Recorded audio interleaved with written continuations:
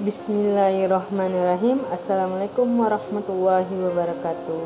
Ibu dan teman-teman semua, perkenalkan nama saya Ilva Indriani, NIM 2014070087. Baik, saya berasal dari kelompok 8. Baik, saya akan mempresentasikan materi yang pertama dari kelompok 8, yaitu tentang pengertian referensi dan juga manfaat referensi. Baik, marilah kita simak secara bersama-sama apa yang dimaksud dengan referensi dan juga manfaat dari referensi dalam sebuah penelitian atau sebuah skripsi. Baiklah, kita masuk kepada materi yang pertama, yaitu tentang pengertian referensi. Jika dilihat dari pengertian referensi menurut Kamus Besar Bahasa Indonesia atau KBBI, referensi merupakan acuan, rujukan ataupun petunjuk. Sementara itu, pengertian referensi secara etimologi berasal dari bahasa Inggris referto, yang artinya adalah mengacu kepada atau merujuk kepada untuk sesuatu atau pernyataan seseorang.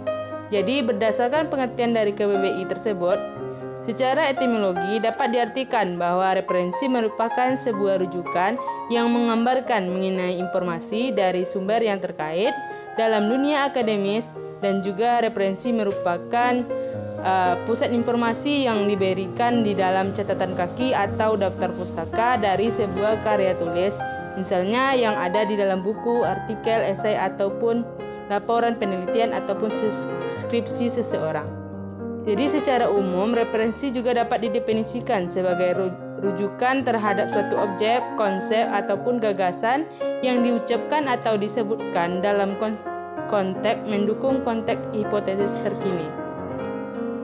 Sedangkan menurut para ahli, ada 3 orang ahli mendefinisikan referensi. Yang pertama yaitu Cambridge Dictionary. Menurut beliau, referensi adalah rujukan atau penulis ataupun artikel lainnya yang disebutkan dalam sebuah tulisan, yang artinya referensi dalam hal ini menunjukkan kepada pembaca bahwa di mana ada informasi pentingnya ditemukan. Yang kedua yaitu menurut Merriam-Webster Dictionary, referensi adalah sebuah tindakan yang merujuk dan juga berkonsultasi yang mengacu pada sesuatu atau sumber informasi lain, misalnya di dalam buku atau dari orang lain. Sehingga referensi juga disebut sebagai sumber informasi atau sebuah karya yang berisi fakta dan informasi yang bermanfaat. Jadi berdasarkan KBBI tadi dan juga menurut para ahli tadi, dapat disimpulkan bahwa referensi adalah informasi yang dijadikan rujukan atau petunjuk dengan tujuan untuk mempertegas suatu pernyataan, dan juga referensi selalu ditemukan dalam karya tulis terutama yang bersifat ilmiah seperti skripsi ataupun penelitian maupun makalah dalam makalah ilmiah. Baiklah, selanjutnya kita masuk kepada manfaat referensi. Baiklah, kami akan menjelaskan 4 manfaat referensi. Yang pertama, manfaat referensi adalah kredibilitas, yang maksudnya adalah penggunaan referensi adalah menunjukkan kredibilitas Anda ketika menyampaikan sebuah informasi. Membaca atau mendengarkan pendapat akan beranggapan kalau kita mempunyai pemahaman mendalam terkait tema yang disampaikan. Sehingga berkat adanya referensi akan lebih mudah menerima pendapat yang Anda berikan. Yang kedua yaitu menambah wawasan. Referensi dapat memberi manfaat dalam menambah wawasan orang lain, khususnya para pembaca atau pendengar. Mereka berkesempatan untuk menggali informasi secara lebih mendalam dengan bermodalkan referensi yang telah kita berikan. Yang ketiga, menghindari plagiarisme. Maksudnya yaitu penggunaan referensi juga memiliki manfaat dalam upaya menghindari plagiarisme ataupun copy paste. Yang perlu diketahui kalau setiap hasil karya, baik karya tulis ilmiah, jurnal penelitian dan lain-lain, Pencantuman referensi menunjukkan kepada publik kalau kita tidak melakukan plagiarisme atau mengcopy paste punya atau pihak orang lain. Yang keempat yaitu memperkuat adanya opini. Manfaat terakhir dari referensi adalah memperkuat opini, yang maksudnya adalah pendapat yang disampaikan akan terlihat lebih kuat kalau didasarkan pada sumber acuan yang jelas, dan juga merupakan indikasi kalau opini adalah pendapat yang bisa dipertanggungjawabkan oleh peneliti atau yang melakukan. Assalamualaikum warahmatullahi wabarakatuh. Baik, saya Widya NIM 2014070082. Di sini saya akan melanjutkan materi yaitu tentang strategi pembuatan referensi atau tinjauan pustaka. Langkah strategis untuk meninjau pustaka dapat dilakukan dengan cara yang pertama, menentukan fokus, yang kedua, membaca suatu tinjauan literatur. Menurut Bungin, detail struktur umum di tinjauan pustaka secara garis besar adalah sebagai berikut.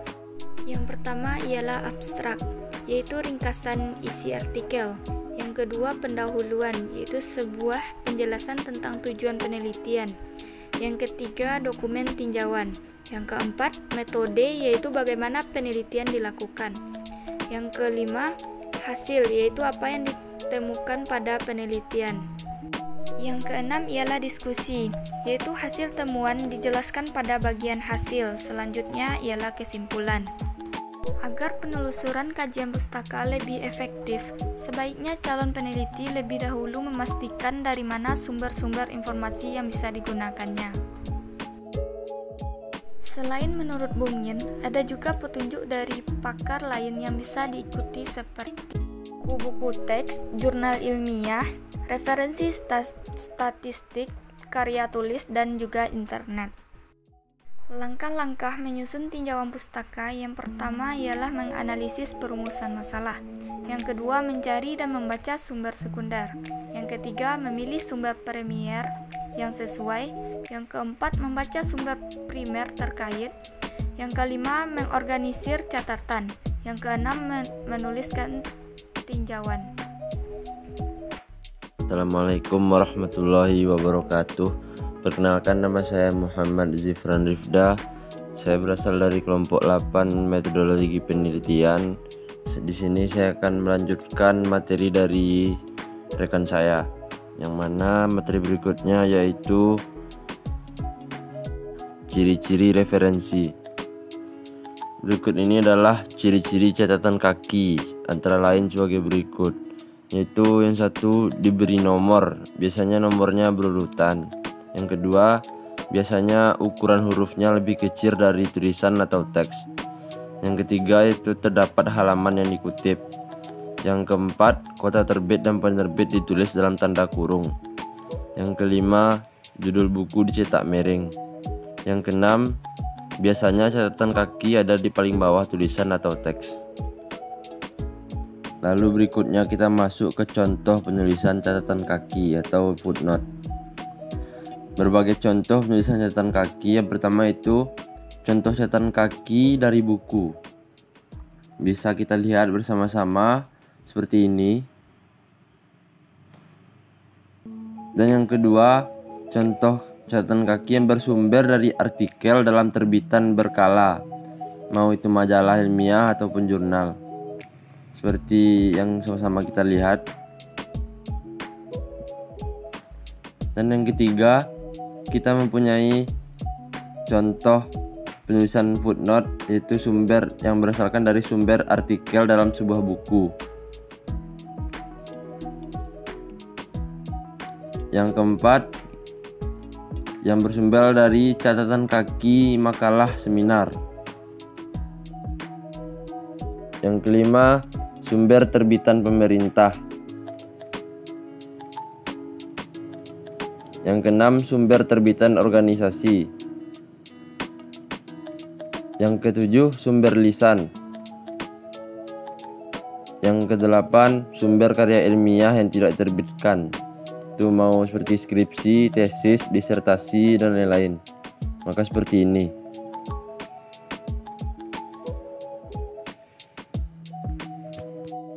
dan masih banyak contoh-contoh yang lain. Pada dasarnya, catatan kaki dan daftar pustaka dalam menulis buku sama saja dari sisi referensinya. Karena bab referensi, catatan kaki dan penulisan daftar pustaka dibahas berbarengan dalam buku bahasa Indonesia. Namun ada sedikit bedanya cara penulisan dan penekanannya. Dalam referensi catatan kaki, selalu cantumkan nomor halaman dan tidak dalam daftar pustaka. Berikutnya itu contoh catatan kaki yang bersumber dari buku. Yang satu pengarang, inilah contohnya. Dengan catatan, nama pengarang disusun seperti biasa sesuai dengan terdapat pada buku. Yang kedua, setelah nama pengarang ditulis atau diketik dan dicetak diberi. Yang ketiga, judul buku diberi garis bawah. Yang keempat, setelah judul buku dicetak dan atau diketik, langsung diikuti dengan informasi buku dalam kurung antara judul buku dan informasi buku, tidak ada koma atau titik. Berikutnya, informasi buku diletakkan dalam kurung dengan kutipan seperti di atas, setelah, atau diberi. Berikutnya, setelah itu ditulis kata halaman atau singkatan HLM, singkatan dari halaman gitu, dan angka Arab halaman. Setelah itu diberi titik. Yang kedua, dua pengarang. Seperti ini gambarannya. Yang ketiga, tiga pengarang. Sedikit catatan, dalam catatan kaki ketiga, nama pengarang harus ditulis dan tidak boleh dipergunakan singkatan et al atau DKK yang kepanjangannya dan kawan-kawan gitu. Yang keempat, lebih dari 3 pengarang, seperti ini. Dengan catatan, penggunaan tingkatan dan kawan-kawan atau DKK atau et al hanya diperkenankan dalam catatan kaki. Dengan bibliograsi 4 atau 5 penulis itu harus ditulis lengkap. Seperti ini.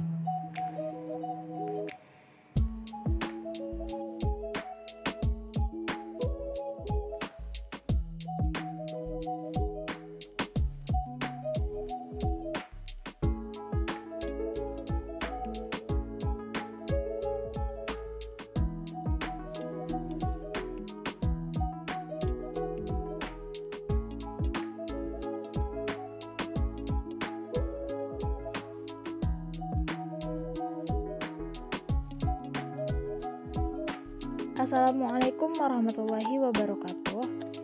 Saya Mia Zahra Khalila dengan nomor induk mahasiswa 2014070070. Nah, di sini saya akan menjelaskan tentang penggunaan manajemen referensi, di mana manajemen referensi yang akan dijelaskan di sini adalah bagaimana cara menggunakan manajemen referensi melalui aplikasi Word. Nah, langsung saja ke pembahasannya. Manajemen referensi adalah manajemen bagaimana membuat referensi atau daftar pustaka dari artikel ataupun karya ilmiah yang kita buat. Jadi manajemen referensi ini akan memudahkan kita dalam membuat referensi, yaitu tidak lagi menggunakan cara yang manual. Itu dengan manajemen referensi ini kita tidak perlu lagi mengetik. Cara yang pertama adalah kita klik references, lalu akan muncul tampilan seperti ini, lalu kita klik insert citation. Nah, di insert citation ini ada 2 pilihan. Yang kita pilih adalah yang bagian atasnya, yaitu akan muncul tampilan seperti ini. Lalu kita klik di sini untuk menentukan referensinya.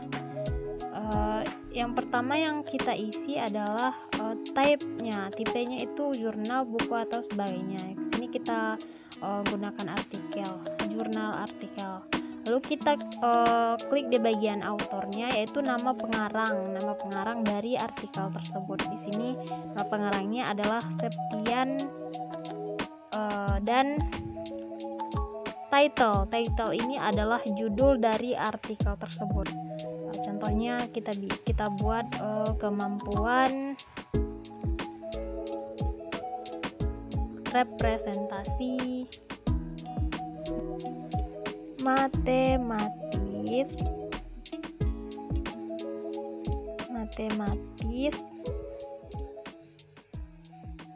siswa SMA,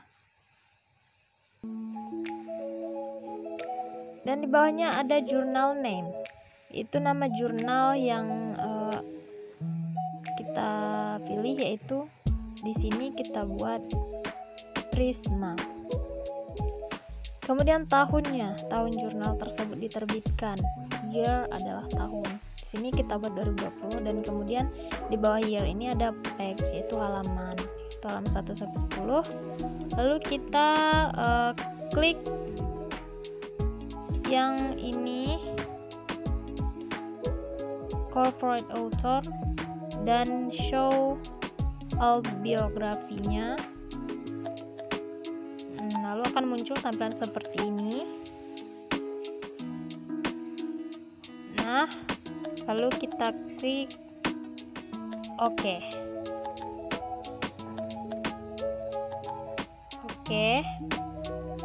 Nah, akan muncul seperti ini.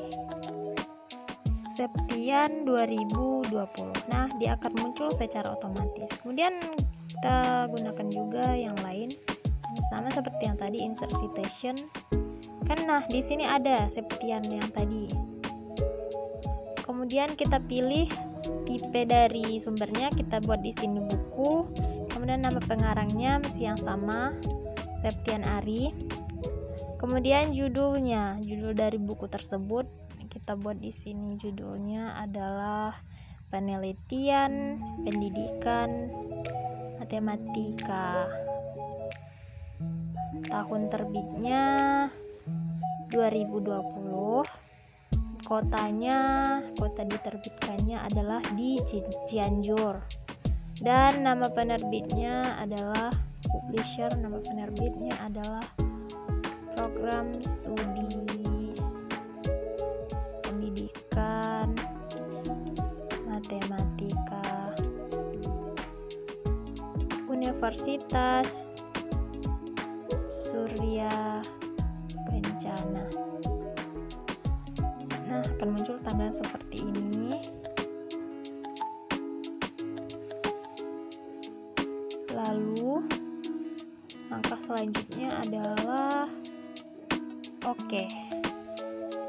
Nah, akan muncul seperti ini dalam kurung ini, yaitu Septian dengan judul bukunya Penelitian Pendidikan Matematika tahun 2020. Nah, ini kan masih tertera judulnya di sini.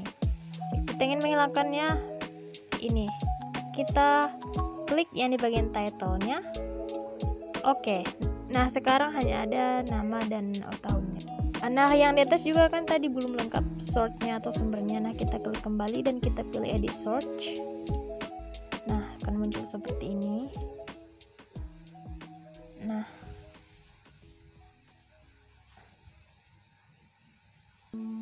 kita isi volumenya 10.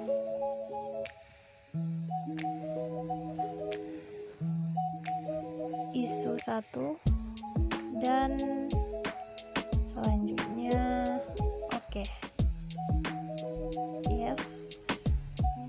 Nah, akan muncul dia beserta judulnya, yaitu Kemampuan Representasi Matematik Siswa SMA. Kita hilangkan judulnya. Nah, hanya ada nama dan tahun. Nah, selanjutnya kita menentukan referensinya dengan cara kita klik insert citation tadi di bagian bibliografi. Kita pilih jenisnya yang kedua, references. Klik. Nah, maka dia akan muncul tampilan seperti ini, seperti yang kita cari tadi, dan kita ganti stylenya jadi apa style. Ini sudah apa style, sudah lengkap di sini. Namanya, tahun terbitnya, judulnya, kemudian volumenya dan halamannya. Di bawah juga seperti itu. Nah, mungkin sekian penggunaan manajemen referensi dari Word. dari aplikasi bawaannya. Semoga bermanfaat dan bisa berguna untuk kita mahasiswa.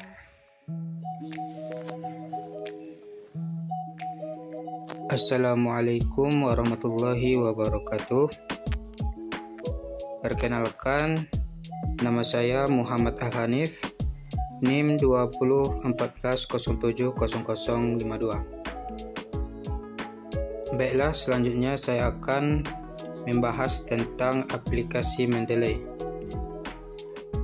Penggunaan aplikasi ini dapat mempermudah proses pemformatan, penulisan, dan penyisipan citasi, atau dalam bahasa Inggrisnya disebut citation. Citasi adalah suatu bagian yang krusial dalam proses penulisan sebuah karya ilmiah. Adapun cara membuat daftar pustaka dengan Mendeley, yang pertama yaitu pastikan software Mendeley telah terinstall di laptop atau PC Anda. Yang kedua, buka software Mendeley terlebih dahulu untuk menentukan gaya atau style format daftar pustaka yang ingin digunakan. Cara membuat daftar pustaka otomatis sesuai format dengan software Mendeley adalah masuk ke tab References, Style, kemudian pilih style format yang diinginkan.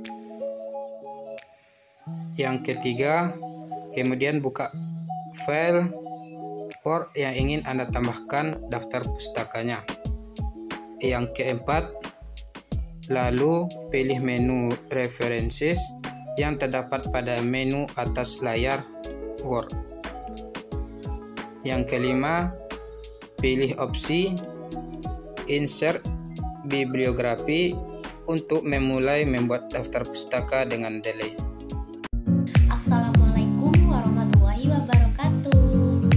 Baiklah, perkenalkan saya Hamidah dengan NIM 2014070059. Baiklah, saya di sini akan melanjutkan pemaparan materi tentang manajemen referensi aplikasi Zotero. Bagaimana caranya menggunakan aplikasi Zotero untuk keperluan pengutipan dan penulisan daftar pustaka di karya tulis ilmiah kita? Pertama-tama yang kita lakukan adalah memastikan bahwa aplikasi Zotero ini telah terinstall di komputer yang kita gunakan. Setelah aplikasi itu diinstal, maka buka saja Microsoft Word-nya, di mana tempat kita akan menulis karya ilmiah kita. Ketika kita buka Office Word ini, maka kita akan melihat ada menu Zotero di bagian atas di sini. Itu tandanya bahwa aplikasi Zotero ini telah terinstall dan terhubung dengan Microsoft Office Word kita. Maka jika kita klik add itu akan muncul beberapa topik, dan kita bisa melihat jenis atau style pengutipan yang akan kita pilih tergantung dari format yang ditetapkan oleh institusi atau kampus kita. Selanjutnya, di sini saya akan mencoba mencari referensi di Google Scholar. Mengenai cara mencarinya, kita harus memberikan kata kuncinya, yaitu kriteria guru ideal. Maka akan muncul banyak referensi yang berkaitan dengan kata kunci yang saya ketik tadi. Nah, di sini saya pilih referensi paling atas. Saya buka, dan ini dia hasilnya. Nah, setelah itu saya ingin membuka referensi yang lain, misalnya seperti yang kedua, mewujudkan guru SD yang ideal. Terus saya download lagi, dan ini artikelnya. Nah, tugas kita selanjutnya adalah membaca isi dari artikel referensi yang kita telah download tadi atau yang telah kita buka. Nah, kita lihat apakah ada yang bisa kita kutip di dalamnya. Nah, anggap sajalah di sini ada, dan saya ingin mengutip bagian yang ini, yaitu dari hasil penelitian pada artikel di sini. Nah, kemudian saya copy paste Dan ini saya kutip, saya salin di Microsoft Office Word, di mana saya akan menulis karya ilmiah di sini. Kita langsung saja buka Google Scholar dan kita lihat artikel yang kita download tadi. Nah, di sini teman-teman lihat ada ikon tanda petik 2. Di sini kita tekan.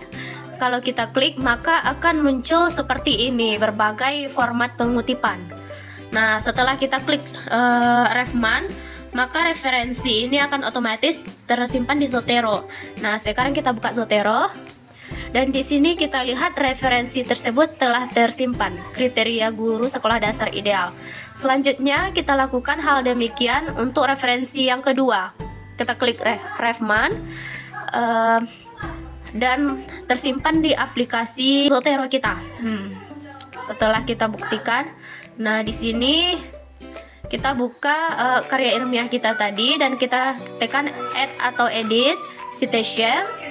Lalu kita tulis penulisnya yang tadi yaitu Harisma. Di situ sudah muncul dan kita tekan, maka otomatis akan muncul sumbernya di sini. Selanjutnya kita akan mengutip sumber yang lain. Misalnya di artikel ini saya ingin mengutip arti seorang guru. Nah, kita copy, kita paste ke karya ilmiah yang mau kita buat. Dan saya akan mencantumkan sumbernya, tinggal dilakukan seperti cara yang tadi. Tapi sebelum itu saya lihat dulu siapa namanya di sini. Ini namanya Solikah. Nah, kita tekan, kita buat namanya Solikah. Ya, di sini sudah ada artikelnya, kita klik dan maka akan muncul sumbernya yaitu Solikah di tulisan yang telah kita copy tadi. Nah, selanjutnya ada pula dengan penulisan Zotero offline. Kita membuat artikelnya apa yang telah tersimpan di file laptop kita. Di sini kita buat dulu file baru, dapus. Dan setelah kita buat namanya, kita cari di file laptop kita mana file-file yang akan kita cantumkan nanti referensi atau daftar pustakanya. Ya, tinggal kita salin. Kita draft saja, kita masukkan ke Zotero ini. Ya, kita tunggu. Nah, setelah selesai, kita close. Dan ini merupakan tampilan beberapa daftar pustaka yang telah dibuat oleh Zotero. Sekarang bagaimana cara kita mengambilnya di Word? Buka Microsoft Word kita ini. Ini salah satu contoh proposal skripsi. Di sini langsung saja kita coba ya. Pilih close view. Setelah situ terdapat beberapa file-file yang akan kita pilih untuk dijadikan referensi atau daftar pustakanya. Ya, contohnya kita ambil yang pertama ya, dan klik OK. Selanjutnya kita buatkan daftar pustakanya. Ya, kita atur dulu penulisan daftar pustaka.